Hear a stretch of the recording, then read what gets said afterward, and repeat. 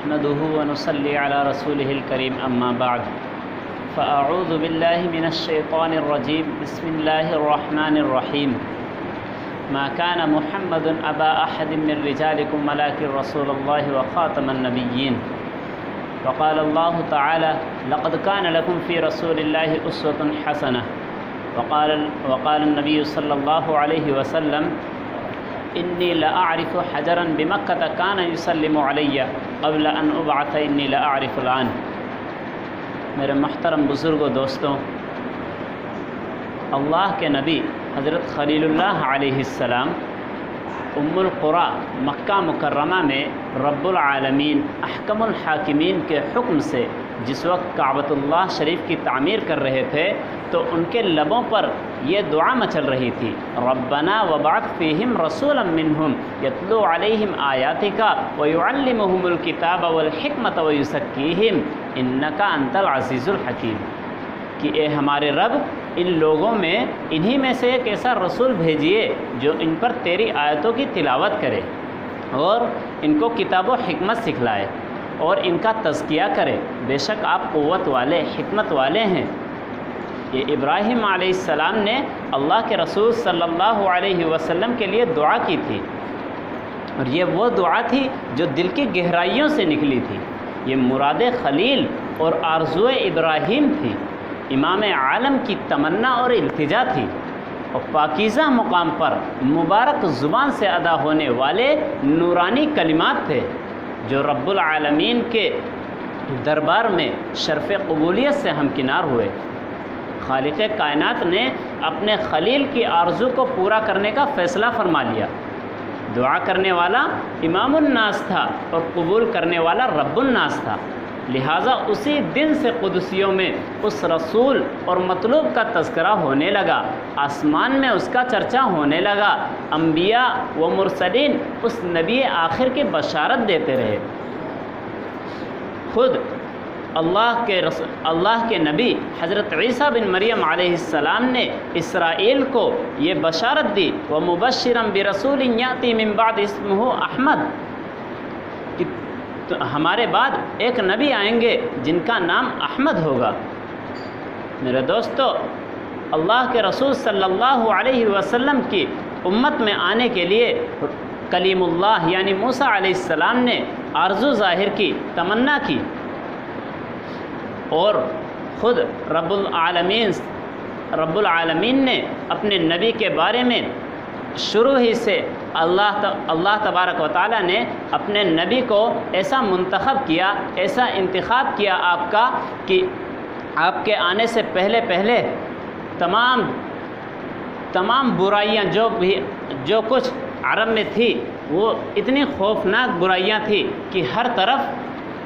تلواروں کی جھنکار اور گالی گلوچ کی آواز سنائی دیتی تھی۔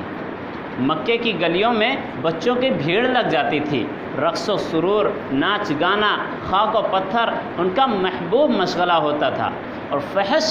گالی گلوچ ان کے لبوں پر مچلتا تھا۔ مگر قربان جائیے آمینہ کے لال اور عبداللہ کے در یتیم پر، جن کی آمد پہ لاکھوں سلام، جن کی ولادت پہ لاکھوں سلام، جن کی طفولیت پہ لاکھوں سلام، جن کی شبابیت پہ لاکھوں سلام، جن کی نبوت پہ لاکھوں سلام، جن کی رسالت پہ لاکھوں سلام، جن کے قدموں تلے پوری دنیا قربان، پوری تاریخ انسانیت میں آپ کی کوئی مثال ہی نہیں ملتی، اور ملے بھی کیسے؟ قدرت نے آپ کا ثانی کسی کو پیدا ہی نہیں کیا، بلکہ آپ صلی اللہ علیہ وسلم کے پیدا ہونے کے بعد وہ سانچہ ہی توڑ دیا گیا تاکہ کسی کو ثانویت کا شبہ ہی نہ ہو سکے۔ آپ کی بعثت بے مثال، آپ کی نبوت بھی بے مثال، آپ کا مقام نرالا، آپ کی شان بھی بڑی نرالی، اس لیے کہ آپ صلی اللہ علیہ وسلم کی طفولیت بھی بڑی شان والی تھی۔ میرے دوستو، آپ کے آنے سے پہلے تمام ملک عرب برائیوں کا مرکز اور محور تھا۔ ایسے حالات میں صلاح و تقوی، عفت و پاک دامنی، شرم و حیا، تواضع و انکساری ایک عجیب سی بات تھی،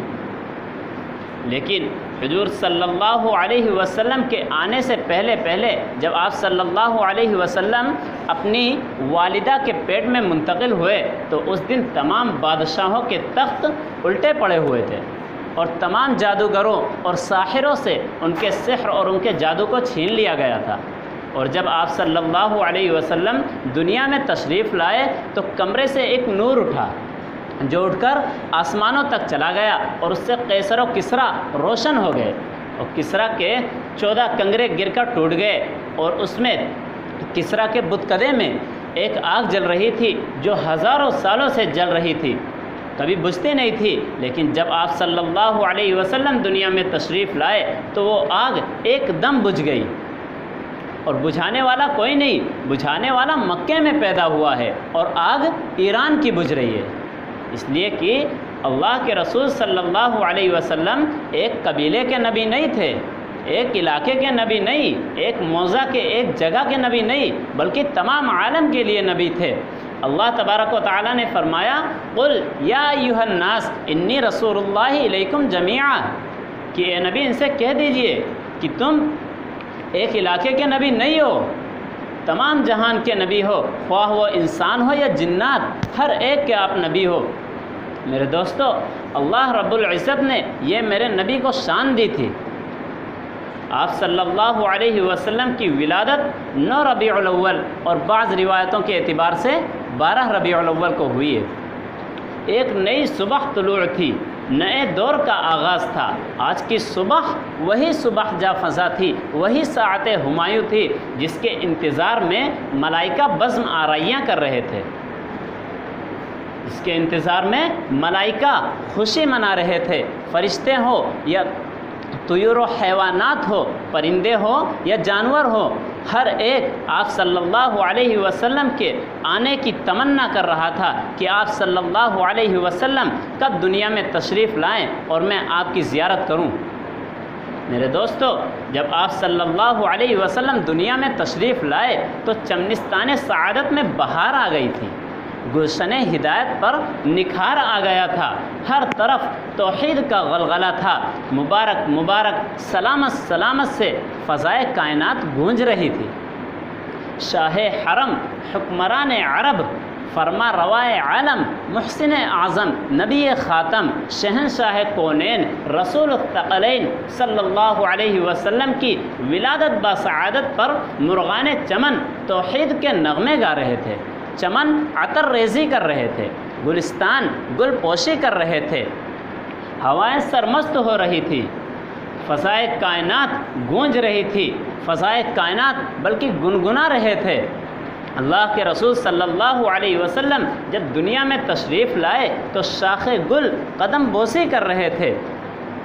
اور کلیاں بھی تبسم ریز تھیں۔ میرے دوستو، جب آپ دنیا میں تشریف لائے تو آفتاب و ماہتاب کہہ رہے تھے مبارک ہو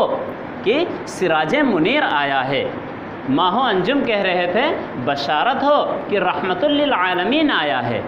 طیور و عنادل کہہ رہے تھے خوش آمدید کہ خاتم النبیین آیا ہے، فضائے بسیط کہہ رہی تھی مرحبا مرحبا کہ شفیع المذنبین آیا ہے، چرخ کہن کہہ رہا تھا اہلاً و سہلاً کہ بشیر و نذیر آیا ہے، فرشتوں نے گل پاشی کی کہ محبوب کبریا کی ولادت تھی، چاند نے نور افشانی کی کہ سید الانبیاء کی ولادت تھی، الغرض کائنات کا ذرہ ذرہ، پتا پتا، بوٹا پوٹا، ہر ایک محو رقص تھا، ہر شے پر وجد طاری تھی۔ بظاہر عبداللہ کے گھر میں ایک بچے کا جنم ہوا تھا، لیکن حقیقت یہ ہے کہ ایک نئی زندگی نے جنم لیا تھا، نئے عہد کی ولادت تھی، انسانیت پھر سے زندہ ہو گئی تھی، ایک نئے عالم کی پیدائش تھی۔ جب اس نور مجسم ہادی اعظم کا مبارک نام اللہ رب العزت نے اپنے اسماء حسنہ سے منتخب کیا، جس کو حضرت سیدنا حسان بن ثابت رضی اللہ عنہ اپنے اس شعر میں بیان کرتے ہیں وَشَقَّ لَهُ مِنِ اسْمِهِ لِيُجِلَّهُ وَذُو الْعَرْشِ مَحْمُودٌ وَهَذَا مُحَمَّدٌ، کہ اللہ رب العزت نے اللہ کے آپ صلی اللہ علیہ وسلم کا نام اپنے نام سے نکالا تاکہ آپ کا مرتبہ بلند فرمائیں۔ عرش بری پر متمکن محمود ہیں اور فرش بری کا شہنشاہ یہ محمد عربی صلی اللہ علیہ وسلم ہے۔ لہٰذا پیاری ماں نے اپنے نور نظر لخت جگر کا مبارک نام محمد صلی اللہ علیہ وسلم رکھا۔ دادا عبد المطلب نے اپنے یتیم پوتے کو احمد سے خطاب کیا۔ یہی وہ نبی ہیں جن کی بشارت عیسیٰ بن مریم علیہ السلام نے اسرائیل کو دی۔ میرے دوستو، محمد و احمد کا پیارا نام ایسا نام ہے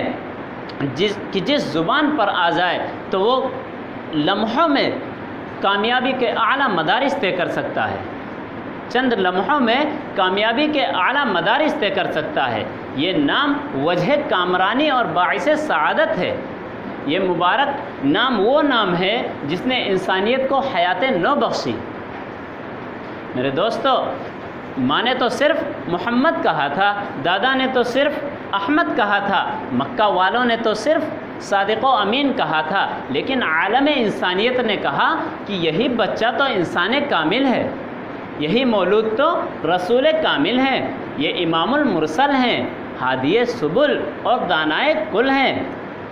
شفیع المذنبین ہیں، خاتم الانبیاء ہیں، حبیب کبریا ہیں۔ لیکن اللہ تبارک و تعالیٰ اپنے پیارے حبیب و محبوب کے ان پیارے پیارے القاب و خطاب پر مطمئن نہ تھی، تو اللہ تبارک و تعالیٰ نے فرمایا کہ میرا محبوب تو رحمت للعالمین ہے، شاہد و مبشر ہے، بشیر و نذیر ہے، داعی الی اللہ ہے، سراج منیر ہے۔ میں تو اپنے رسول کو پیار سے یا ایھا المزمل کہوں گا، دلار سے یا ایھا المدثر کہوں گا، یا ایھا الرسول بلغ سے خطاب کروں گا، انا اعطینا کل کوثر کی بشارت دوں گا، اداس ہوں گے تو علم نشرح کی خوشخبری دوں گا، مایوسیوں میں ورفعنا لک ذکرک سے سکون بخشوں گا، ھذا النبی الامی کہہ کر مشہور کروں گا، اور سبحان الذی اسری بعبدہ فرما کر عرش بری پر بلاؤں گا، اور طٰہٰ و یاسین کا پیارا خطاب دوں گا، اور اسوہ حسنہ بناؤں گا، مقام محمود سے سرفراز کروں گا، اور محمد الرسول اللہ کی سند عالی دوں گا، اور ما کان محمد ابا احد من رجالکم ولکن رسول اللہ وخاتم النبیین، کہ اے لوگو محمد صلی اللہ علیہ وسلم تمہارے مردوں میں سے کسی کے باپ نہیں ہیں، ہاں مگر وہ اللہ کے رسول ہیں اور خاتم النبیین ہیں۔ ان پر سلسلہ رسالت ختم کر دوں گا، ان کے بعد کوئی نبی نہیں آئے گا، کوئی رسول نہیں بھیجا جائے گا۔ اب قیامت تک کے لیے اسی آخری رسول کی اطاعت میری اطاعت ہے، ان سے محبت، مجھ سے محبت، اور میرے نام کی گواہی کے ساتھ ساتھ محمد الرسول اللہ صلی اللہ علیہ وسلم کی گواہی بھی ایمان کے لیے فرض ہے، اور میرے نام کے ساتھ میرے حبیب کا ذکر ضروری ہے، اور میرے حبیب سے انحراف کرنا حقیقت میں مجھ سے بغاوت کرنا ہے۔ اور جو لوگ میرے رسول کے عاشق اور میرے محبوب کے غلام بن جائیں گے، میں ان کو اپنی رضا سے نوازوں گا، ان کی لغزشوں کو معاف کر دوں گا، ان کی خطاؤں کو درگزر کر دوں گا، اور ان کو رضی اللہ عنہم ورضوا عنہ کی بشارت دوں گا۔ میرے دوستو، دل تو یہی کہتا ہے کہ ذکر رسول کرتا رہوں، کہ اسی میں قرار دل ہے، اسی میں سکون مشام جان ہے، مگر تعبیرات و تشبیہات کے وہ انمول خزانے کہاں سے لاؤں جو میرے آقا و مولا کے اوصاف حمیدہ کا احاطہ کر سکیں؟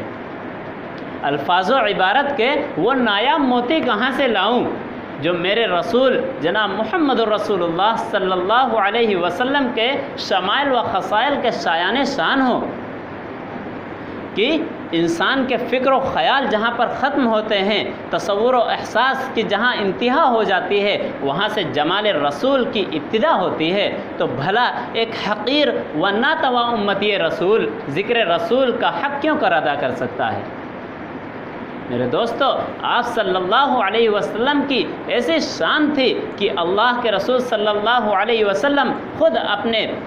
زبان مبارک سے فرماتے ہیں، مسلم شریف کی روایت ہے، ان اللہ اصطفیٰ قریشا من کنانہ واصطفیٰ من قریش بنی ہاشم واصطفانی من بنی ہاشم، کہ سب سے پہلے اللہ تبارک و تعالیٰ نے کنانہ میں سے قریش کو منتخب کیا،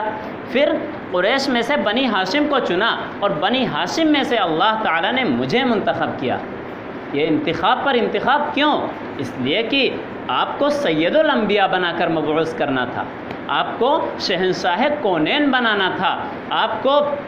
ساری دنیا کا امام بنانا تھا، آپ کے سر پر ختم نبوت کا تاج سجانا تھا، آپ کو ساری دنیا کا امام بننا تھا، آپ کو خالق کائنات کا محبوب بننا تھا۔ اس لیے اللہ تبارک و تعالیٰ نے اپنے پیارے حبیب کے ساتھ ویسا معاملہ بھی کیا۔ میرے دوستوں، اللہ کے رسول صلی اللہ علیہ وسلم برسوں مکہ کی سرزمین پر چلتے پھرتے رہے، لیکن آپ کو کوئی پہچان نہیں سکا۔ اتنے بڑے، اتنے اعظم، اتنے شریف، اور آپ کی تعریف میں کیا کہا جائے کہ بھولا بھالا، معصوم زبان، چمکتا ہوا چہرہ، شرم و حیا کے پیکر، صدق و امانت کے محور۔ لیکن مکہ والوں کو کیا معلوم، عرب میں رہنے والوں کو کیا معلوم، اور کسے کیا معلوم کہ یہ بچہ نہیں، مہبط جبرائیل ہے، یہ کوئی عام انسان نہیں، سید الانس والجن ہیں، شہنشاہ کونین ہیں، رسول الثقلین ہیں، خاتم الانبیاء ہیں۔ میرے دوستو، برسوں مکہ کی سرزمین پر انہی کے ماحول میں چلتے پھرتے رہے، لیکن اس لعل بدخشاں کو کوئی پہچان نہ سکا، مگر اس جوہر کو مذہب عیسائیت کے جوہری نے پہچانا، اس گوہر کو ملک شام کے سفر میں بحیرہ راہب نے پہچانا، اس یکتائے روزگار کو ملک شام کے دوسرے سفر میں نستورہ راہب نے پہچانا، اس دانائے روزگار کو بے زبان شجر و حجر نے پہچانا۔ جب آپ چلتے پھرتے تو ہر طرف سلام کی آواز سنائی دیتی تھی، بحر و بر، ارض و سما، اور درخت اور پتھر، ہر ایک آپ کو سلام کیا کرتے تھے۔ خود رسول اللہ صلی اللہ علیہ وسلم فرماتے ہیں، مسلم شریف کی روایت ہے، حضرت جابر بن عبداللہ رضی اللہ عنہ روایت کرتے ہیں کہ آپ نے فرمایا، انی لاعرف حجرا بمکہ کان یسلم علی قبل ان ابعث انی لاعرف العن، کہ میں ابھی بھی ان پتھروں کو اچھی طرح جانتا ہوں جو نبوت سے قبل مجھے سلام کیا کرتے تھے۔ یہ میرے نبی کی شان تھی کہ اللہ رب العزت نے آپ کو ساری انسانیت کا نبی، بلکہ سارے نبیوں کے بھی نبی بنا دیا تھا۔ خود اللہ تبارک و تعالیٰ نے اپنا رسول بنایا، اپنا رسول اللہ کو بنایا، اللہ کے رسول صلی اللہ علیہ وسلم کو اپنا حبیب بنایا، اپنا محبوب بنایا، آپ کو تمام جہان کا رسول بنا کر مبعوث کیا، جس کے آج ہم نام لیوا ہیں اور اللہ کے رسول صلی اللہ علیہ وسلم کی امت میں ہے۔ یہ بہت بڑی خوش قسمتی ہے کہ اللہ تبارک و تعالیٰ نے ہم سب کو جناب محمد الرسول اللہ صلی اللہ علیہ وسلم کی امت میں پیدا فرمایا، کیونکہ نبیوں نے دعا کی کہ اللہ ہمیں جناب محمد صلی اللہ علیہ وسلم کی امت میں پیدا فرما دیں، لیکن اللہ تبارک و تعالیٰ نے ان کو قبول نہ کیا۔ اللہ تبارک و تعالیٰ نے ہم لوگوں کو قبول کیا کہ اللہ کے رسول صلی اللہ علیہ وسلم کی امت میں ہم لوگ پیدا ہوئے، اور پیدا تو ہو گئے لیکن ہمیں اس کا احساس نہیں ہے۔ وہ صحابہ تھے جنہیں اپنے ایمان کی حرارت، ایسی ان کی ایمان کی حرارت تھی جو انہیں ہر وقت ابھارتی رہتی تھی۔ اللہ کے رسول صلی اللہ علیہ وسلم کے ایسے عاشق تھے کہ حضرت علی رضی اللہ عنہ سے پوچھا گیا کہ آپ رسول اللہ صلی اللہ علیہ وسلم سے کتنا محبت کرتے تھے؟ تو آپ نے فرمایا کہ رسول اللہ صلی اللہ علیہ وسلم ہم لوگوں کے نزدیک ہمارے ماں باپ، مال و دولت اور شدت کی پیاس میں بھی ٹھنڈے پانی سے زیادہ محبوب تھے۔ آج ہم اور آپ اللہ کے رسول صلی اللہ علیہ وسلم کی سنتوں کو توڑ دیتے ہیں، اپنے مال کو بچانے کی خاطر، اپنی عزت و آبرو کو بچانے کی خاطر سنت کو فوراً ترک کر دیتے ہیں۔ ایک صحابی کیسر کے محل میں، اتنا بڑا محل، اس میں کھانا کھا رہے تھے کہ لقمہ ہاتھ سے گر گیا، دسترخوان پر گرا، اٹھا کر کھانے لگے تو کسی نے کہا کہ اتنے بڑے دسترخوان پر آپ لقمہ زمین سے دسترخوان سے اٹھا کر کھا رہے ہیں؟ تو کہا جس رسول کی اطاعت نے مجھے یہاں تک پہنچایا ہے اس کی اطاعت کیوں ترک کر دوں، اس کی اطاعت کیوں میں چھوڑ دوں جس کی اطاعت نے مجھے یہاں تک بلند کر دیا ہے۔ میرے دوستو، دعا کیجئے کہ اللہ رب العزت اپنے پیارے حبیب جناب محمد صلی اللہ علیہ وسلم کی ایک ایک سنت زندہ کرنے کی توفیق عطا فرمائے اور ہم سب کو اپنے حبیب سرکار محمد صلی اللہ علیہ وسلم کے طریقے پر زندگی گزارنے کی توفیق عطا فرمائے اور اپنے احکام پر تا موت